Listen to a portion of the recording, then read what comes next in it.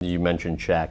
You guys obviously had a very, very successful working relationship. I mean, 3 consecutive titles, what more could you ask for? But, Yeah. I mean, nobody makes any secrets. There just wasn't the close relationship there that you might like with teammates.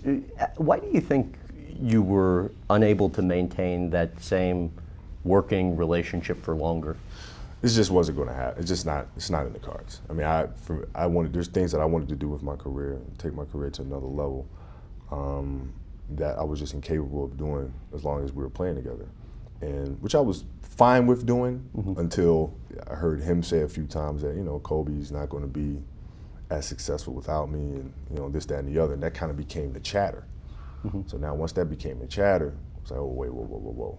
No. Especially for a guy who's hyper Oh competitive. yeah. It just wasn't going to work. So no matter what happened, even if we had won that championship, me being a free agent, there was just no way. I had to accept this challenge and had to see what I could do. And you said in some ways part of the friction came from you both being very similar type of people. Yeah. In what ways?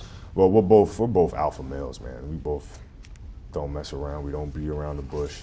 And one of the big problems that he had with me is that I'm extremely brutally honest with my guys, and it's just, if a player's not working as hard as he should, I'm going to tell him.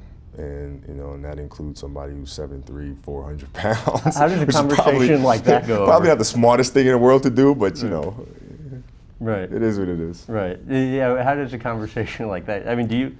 I don't talk to somebody like him the same way you would any other teammate? Oh yeah, I don't pull any punches, man. And I think that's why it's such a great deal of respect still, from him to me and vice versa. Is that he knows what I'm about. He knows I'm not going to sugarcoat things, and I'm going to be straight up and honest about them.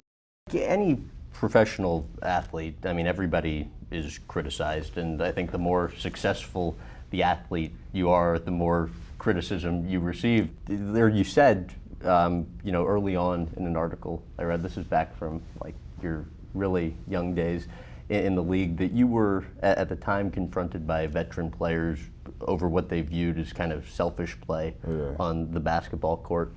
How much truth do you think there was to that then? I think it probably was some, to the extent of when I would decide to be aggressive, and when, it was time to kind of more utilize my teammates, because I was full throttle all the time. And so, they would view that as selfishness, but the reality was just decision making of when to attack, when to pull back, when to trust your teammates, when to get this guy going, when to get that guy going, and then when to hit the throttle and attack. So I had to kind of figure out the balance of, the game.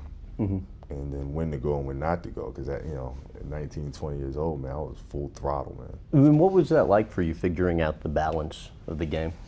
It was fun. I mean, it was a great challenge, and it's. I think I was very fortunate to have to try to figure that out, because most of my peers never learned that, because they didn't have to. They were on a team that was, happy to make it to playoffs. And that wasn't the situation I was in. They needed me to win a championship, and to do that, they needed me to figure out that balance and figure it out ASAP. And I think because of that, it made me a much better player. What about figuring it out, do you think, made you a better player? I had great coaching.